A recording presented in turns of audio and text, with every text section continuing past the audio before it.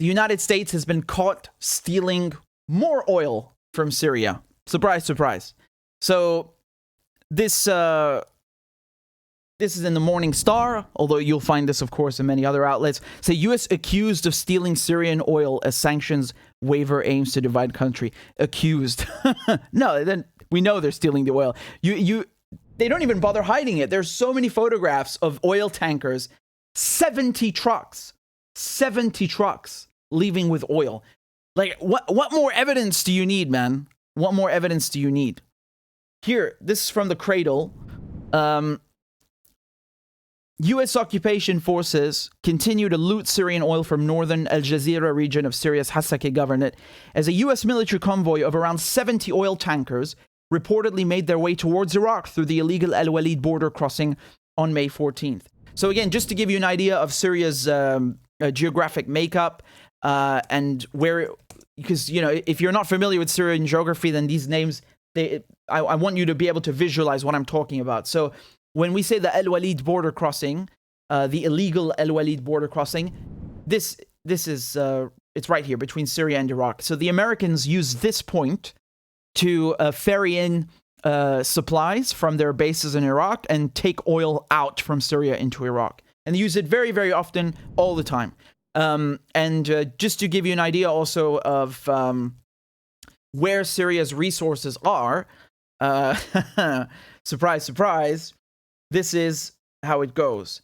Over here are the oil fields in Hasakeh and Deir ez-Zor. You have the biggest oil fields there. You have the Al Omar oil fields and what was the other one again? The one in the top northeast. It'll come back to me in a second. Anyway, yeah, here you can see the gas and oil fields. Okay, so give you a rough idea. You see that? So the black spots are oil fields and the blue ones are gas fields. And like I said, here you have the Al Omar oil fields down here. I don't know if you can see my mouse. Yeah, here near Deir ez-Zor. And up here in Hasakeh, you have more oil fields up there. And so this whole region here, everything in yellow, okay, is controlled mostly by American and Kurdish-led forces, okay? So the Americans are basically partnering up with the Kurds to steal the oil. You don't have to take my word for it. Here's Lindsey Graham and Mike Pompeo, August 2nd, 2020. Thank you very much. The Caesars Act, thank you for using it quickly and in a holding Assad's son accountable is a great first step in what I think will be a long journey to punish this regime. Is more coming? Yes, Senator. Thank you. Great job. I talked to General Mazloun yesterday with the SDF. Apparently, they've signed a deal with an American oil company to modernize the oil fields in northeastern Syria. Are you supportive of that? We are. That'd be a great way to help everybody in northeastern Syria. The deal took a little longer, Senator, than we had hoped, and we're in implementation. It could be very powerful. You've been terrific in that regard. Modernize the oil fields. What a lovely way to say steal. Modernize the oil fields. Yeah, like Syria's begging the U.S. to come and update the infrastructure. They've no shame.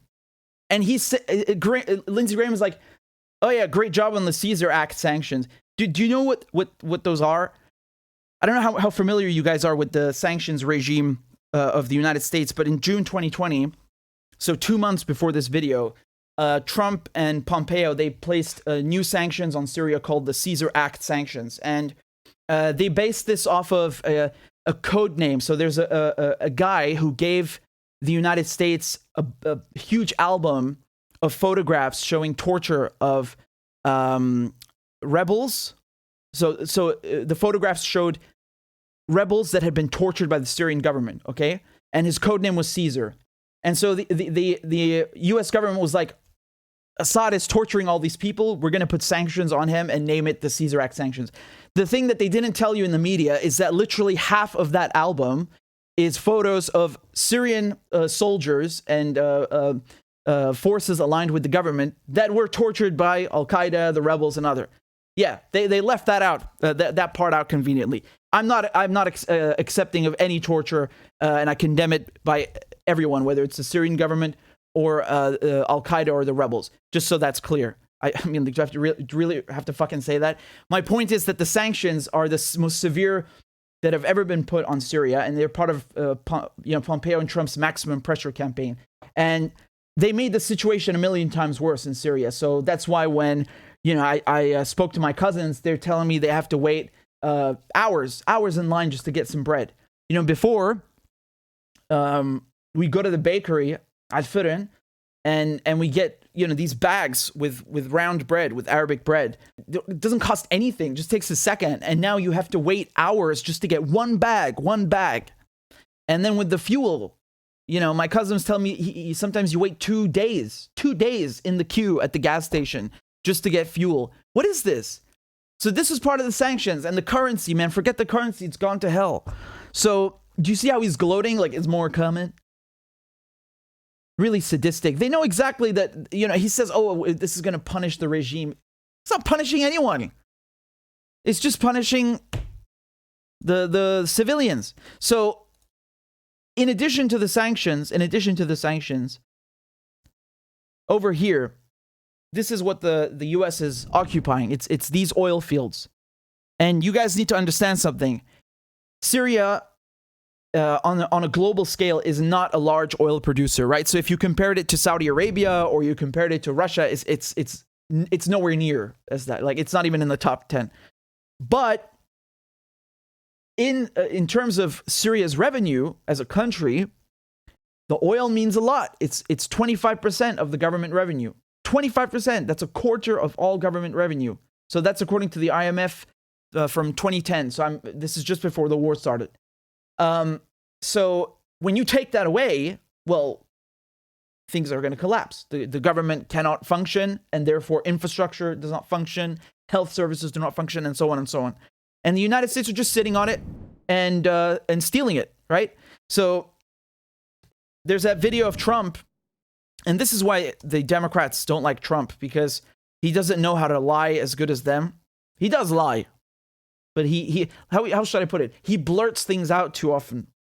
And this is what he said, right? I want to thank the president for the job they've done. Again, this has been thousands of years in the process between borders, between these countries and other countries that we're involved with 7,000 miles away. So we want to worry about our things. We're keeping the oil. We have the oil. The oil is secure. We left troops behind only for the oil. And I have to just finish by saying that. Do you see how shameless he is? That's how shameless he is. Remember that, because some people say, oh, well, Trump pulled out of Syria. No, he didn't, you complete, utter dunce. Trump just moved troops from here, from northern Syria, up here, right? And then shipped them off east. That's it. That's it.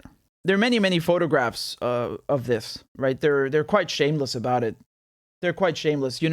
People think that that's a stereotype or like a caricature that, oh, the Americans are just there for the oil. Literally, just look at this photograph. This is in Syria. They're just occupying the oil, right? So many photos of this. So many. Just stealing the oil in plain sight. And these are the convoys. These are the convoys that they take and drive around like as if they own the place. Let me be very clear again. The United States is in Syria illegally.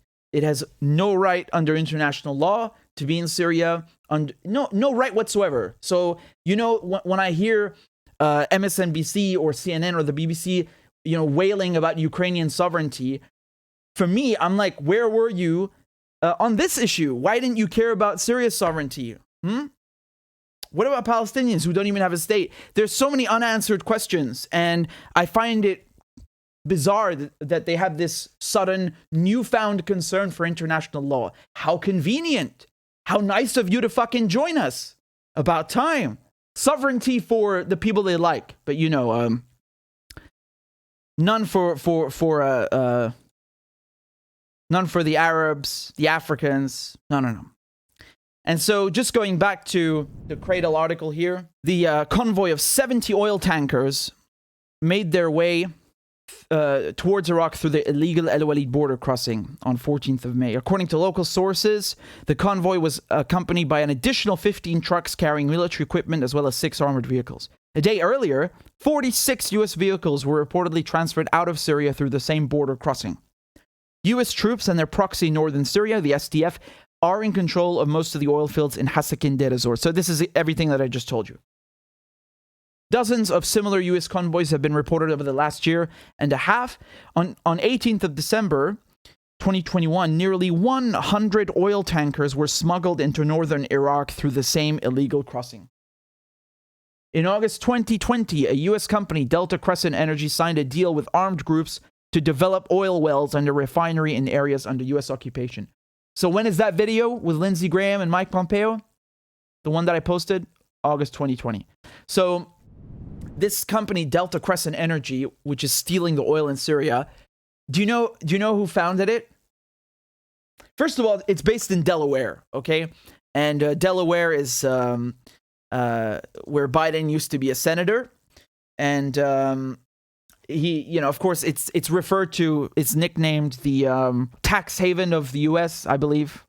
That's why a lot of corporations are based there. But in any case, the guys who founded this Delta Crescent Energy, one of them used to be the U.S. ambassador to Denmark under George Bush. This is from CNN. Look, they straight up on CNN, right? Former Army Delta Force officer, U.S. ambassador, signed secretive contract to develop Syrian oil fields. Develop.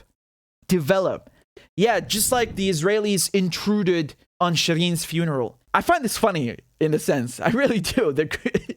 How creative they are with the English language. It's beautiful.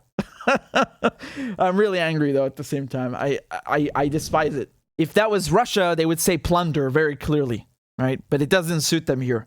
So the Trump administration approved the first ever deal for an American firm to develop and modernize oil fields in northeast Syria under control of the US-backed Kurdish-led Syrian Democratic Forces.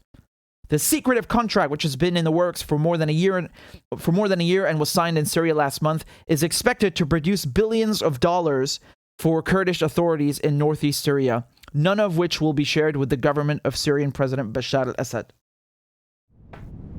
Yeah, so you're stealing it. This is amazing to me. Like they sign a contract for stuff that doesn't belong to them. Like this is amazing, This is why we talk about neocolonialism. Do you understand? Because once again, what is this? These are Western and / European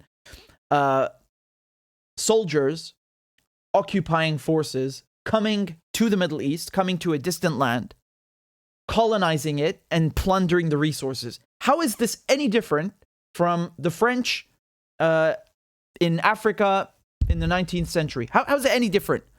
Actually, as a matter of fact, they're still doing it now. You go look at Niger and the French multinationals that are taking the uranium. Who do you think gets the lion's share of that money? It's not the people in Niger. So do you see why this is a continuation? And people think that, there's no more imperialism and colonialism ended in 1945. Mais vous êtes tellement con, putain. They want, I feel like they want to be blind. They want to, they don't want to know the truth. And I just to put this in a perspective, can you imagine if let's say, I don't know, China signed a contract with Mexico to just go and start, building oil wells in Texas? What? Yes, you should have that same reaction for this. What? Who the fuck are these people? Who do they think they are? On January 10th, Syrian media reported that the U.S. occupation and one of its various armed groups set up a refinery to process stolen oil in the town of Rumaylan and Hasaki governorate. According to the report, this installed oil facility has a capacity to refine 3,000 barrels of oils per day. The refinery was set up to increase U.S. looting of Syrian oil. The U.S. has smuggled tens of thousands of barrels of Syrian oil into Iraq. I want reparations. All these countries, Turkey, Israel's not a country. The occupation, Saudi Arabia, Qatar, the UK, France, Germany, the US, all of these characters who came to destroy Syria are going to foot the bill.